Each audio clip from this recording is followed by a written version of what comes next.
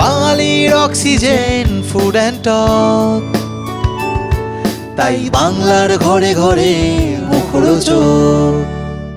আমরা অভিনেতা অভিনেত্রীরা এটাতে অভ্যস্ত। যবে থেকে আমি চেয়ারটায় বসেছি তবে থেকে আমরা অভ্যস্ত। আমার ছেলে ছোটতে অভ্যস্ত, আমরা এটাতে অভ্যস্ত। এটা নিয়ে এখন আমি আগে একটা ইন্টারভিউতে বলেছিলাম যে আমার গন্ডারের চামড়া, তাতে অনেকে লিখেছিলেন সত্যি গন্ডারের মতো দেখতে। সত্যি আমাকে গন্ডারের মতো দেখতে আমি মেনে নিচ্ছি। ও আচ্ছা, শতদীপ শাহ কি রতন শাহর ছেলে নয়? উনি কে হন? আমার পরিবারের নাম যদি উঠেছে থাকে, তাহলে কি শতদীপ শাহ রতন শাহর ছেলে না? খুব কথা দেখুন, আজকে তাদের হয়তো তারা যেসব মানুষ নিয়ে ঘুরছেন তাদের ভয় পাওয়ার কোনো কারণ নেই, কারণ আমরা তো চারটে বাউন্সার নিয়ে ঘুরতে পারবো না দাদা, আমাদের ভয় আছে। রতন সাহাকে সেটা তারা যারা সদস্যরা যাদের কোন সদস্য ছিলেন, অভিযোগটা যাদের বিরুদ্ধে অভিযোগ আপনারা বলছেন, আজকে আমরা জানতে পারলাম যে রতন সাহাকে অন্তর্বর্তীকালীন সভাপতি নিযুক্ত করছেন। এটা এখানে লরিয়ে বসে আছেন, সেটা হওয়া সম্ভব কিনা ওনার কাছ থেকে জেনে নেওয়া ভালো। সেটা যদি একটু লিগালি বলেন।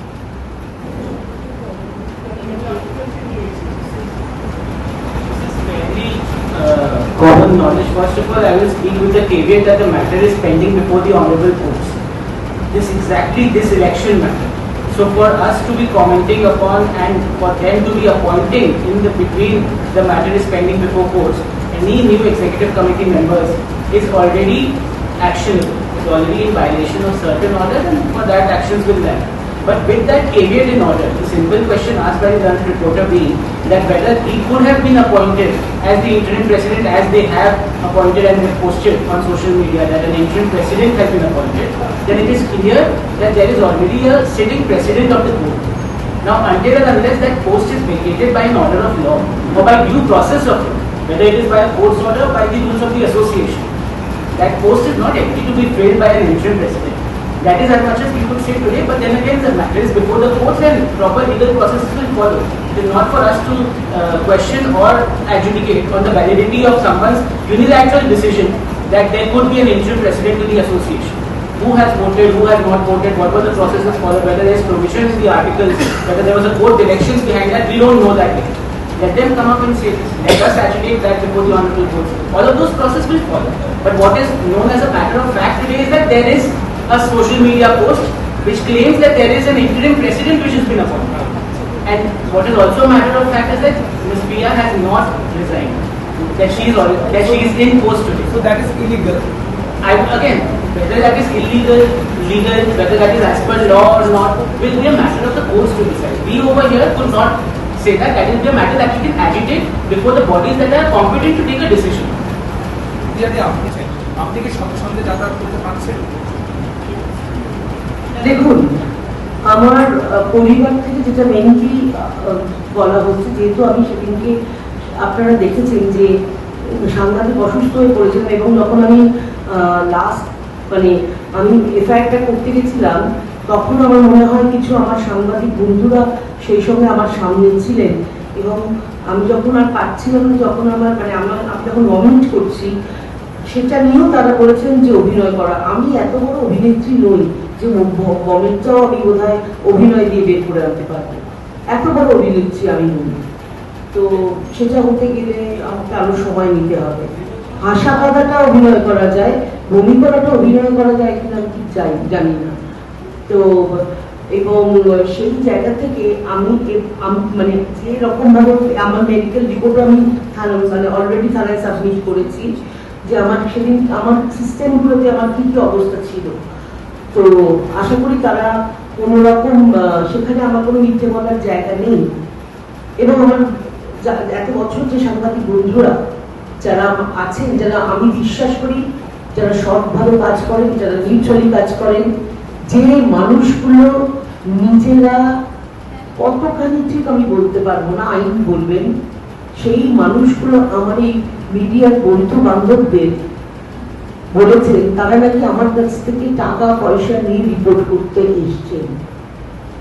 আমার তো নিজের খুব লজ্জা বোধ হয়েছে যে এরকম একটা টিম, যে টিমের যে মানুষগুলো আজকে কে, এই যে আমি নামটি বলতে পারবো যে শাহিন হালদার, কন্টিনিউয়াসলি আমরা কি বুঝতে পারছি না তারা বিভিন্ন রকমের আজকে ফেসবুকে বিভিন্ন রকম ফেক অ্যাকাউন্ট থেকে ট্রোল করছে। ট্রোল করুন, এটা আমাদের অভ্যেস হয়ে গেছে। আমরা অভিনেতা অভিনেত্রীরা এটাতে অভ্যস্ত। যবে থেকে আমি চেয়ারটায় বসেছি তবে থেকে আমরা অভ্যস্ত। আমার ছেলে ট্রোল হতে অভ্যস্ত, আমরা এটাতে অভ্যস্ত। এটা নিয়ে এখন আমি আগে একবার একটা ইন্টারভিউতে বলেছিলাম যে আমার গন্ডারের চামড়া, তাতে অনেকে লিখেছিলেন সত্যি গন্ডারের মতো দেখতে। সত্যি আমাকে গন্ডারের মতো দেখতে আমি মেনে নিচ্ছি। এবং আমার এই বক্তব্যগুলোর পরে আমি এই সাহেবদের মতো মানুষ যারা আরো লোকজনকে দিয়ে লেখাবেন এবং ট্রোল করবেন, আমি বলবো দয়া করে একটু বেশি বেশি করে ট্রোল করুন, যাতে আমার গায়ের চামড়াটা আরো বেশি মোটা হয়। আজ সকালে যেটা হলো এবং নতুন সভাপতিকে মানে তোমার জায়গায় এলো, তুমি কি বলবে এই ঘটনাটা নিয়ে? তোমার আমার কিছু বলার নেই, কারণ এই ব্যাপারে যা কথা বলার আইন কথা বলবেন, আমি কিছু বলবো না। পিয়ারি আজকে একটা বাজে অভিযোগও উঠেছে, আমরা দেখতে পেয়েছি। সেখানে বলা হচ্ছে তোমার পরিবারের সব সদস্যরা যুক্ত ছিলেন, সেখানে বনিদার নাম উঠেছে, অনুদার নাম উঠেছে, তোমার দাদার নাম উঠেছে, তাদের নাকি তুমি এইভাবে মানে পারিবারিক দিক থেকে বলা হয়েছে। ও আচ্ছা, শতদীপ শাহ কি রতন শাহর ছেলে নয়? উনি কে হন? আমার পরিবারের নাম যদি উঠেছে থাকে, তাহলে কি শতদীপ শাহ রতন শাহর ছেলে না? হ্যাঁ, এটা তো আপনারাই বলতে পারবেন। তাহলে ওনাদেরকেই জিজ্ঞেস করুন না, পরিবারতন্ত্র পিয়া সেনগুপ্ত একা করে না তারাও করে? আচ্ছা, একই ইম্পাতে এখন দুজন সভাপতি, একজন আপনি এবং অবশ্যই দেখুন, অস্থায়ী, কিন্তু হলেও তিনি আজকে ওখানে গেছেন। দিদি, কি মনে হচ্ছে এরপর কাজ করা বা সেখানে আপনি যাওয়া? প্রথম কথা, এই ব্যাপারটার মধ্যে আমি আইনিভাবে ওনাকে সভাপতি তো বলতেই পারি না। তোমরা বলতে পারো, কিন্তু আমি বলতে পারি না। সভাপতি একমাত্র মানে আইনিভাবে আমি আছি, এবং উনি যেভাবে যে পদ্ধতিতে মনে করছেন সেটা আইন কথা বলবেন না, উনি আইনি ভাবে প্রমাণ করুক উনি সভাপতি। সুতরাং আমি কি বলবো এই ব্যাপারে? আমার এখানে কাউকে, আজকে উনি আছেন, কালকে আরেকটা মুখ এসে হয়তো বলবেন মালা টালা পরে আরেকজন আমি সভাপতি, পরশুদিন আরেকটা মুখ এসে মালা টালা পরে বলতেই পারেন। আবারও আজকে কি ধনীপদ ইয়ে দিয়ে হয়ে গেছে, ধনীপদ হয়ে গেছে।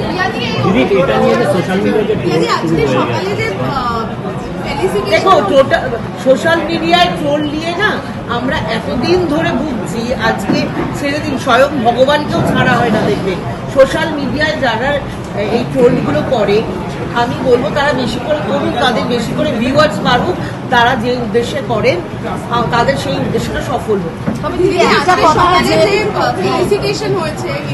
মিষ্টি খাওয়ানো হয়েছে, এগুলো নিয়ে কি?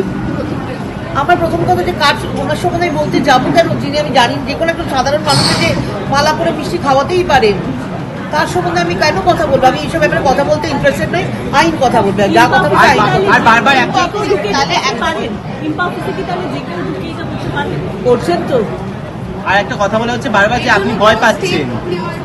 আইনি পদক্ষেপ নিচ্ছি আমরা, এটা একেবারে আইনি মানে ব্যবস্থা। জাস্টিস অরিন্দম মুখার্জি বলেছেন, হাইকোর্টের জাস্টিস অরিন্দম মুখার্জি একদম স্ট্রিক্টলি বলেছেন, এই ইয়ারে ইলেকশন বা সিলেকশন কোনোটার মধ্যে উনি হাত দেবেন না। শুধু উনি 3 জন লয়ারকে অ্যাপয়েন্ট করে দিয়েছেন, যে 3 জন লয়ার এই 2027-এর যে ইলেকশনটা হবে, তার মানে আমরা অলরেডি 2027 অব্দি আছি। সেখানে ওনারা ভোটার লিস্ট তৈরি করবেন, সেই লিস্টটা তৈরি করে ওনারা ভোটে দেবেন, এবং সেই লিস্টটা আমাদের ওয়েবসাইটে দিতে হবে। সেই লিস্ট অনুযায়ী আমাদের ভোট হবে। আমাদের ডিসেম্বরের মধ্যে বলা হয়েছিল যে এই প্রসেসটা মানে এই কাজটা শেষ করতে, মানে আমাদেরকে নয়, লয়ারদেরকে। তো এবং আমাদেরকে ইম্পাকে বলা হয়েছিল একজন লয়ারকে 25,000 এবং দুজনকে বোধহয় 20,000 সম্ভবত, বা 25-20 এরকম রেমুনারেশন ঠিক করে দেওয়া হয়েছিল ইম্পাকে দেওয়ার জন্য। ইম্পা 18ই ডিসেম্বরের মধ্যে সেটা কমপ্লিটও করে দিয়েছে, এবং এরপরেও একটা চিঠি আছে। প্রথম কথা হচ্ছে ওই পরিবেশটাকে সুস্থ হওয়া দরকার, সেটা আমরা আইনি পথেই সুস্থ করবো। কিন্তু ওখানে গিয়ে এরপর 2027-এও যদি ভোট হয়, তাহলে কি করবেন ভাবছেন? মানে সেটা 2027 আগে তো আইনি পথে ওই জায়গাটাকে পরিষ্কার করবো। আগে আইনি পথে জায়গাটাকে পরিষ্কার করবো। এই যে মানুষের মধ্যে বিভ্রান্তি, আর প্রথম কথা দেখুন, আজকে তাদের হয়তো, তারা যেসব মানুষ নিয়ে ঘুরছেন তাদের ভয় পাওয়ার কোনো কারণ নেই, কারণ আমরা তো চারটে বাউন্সার নিয়ে ঘুরতে পারবো না, দাদা, আমাদের ভয় আছে।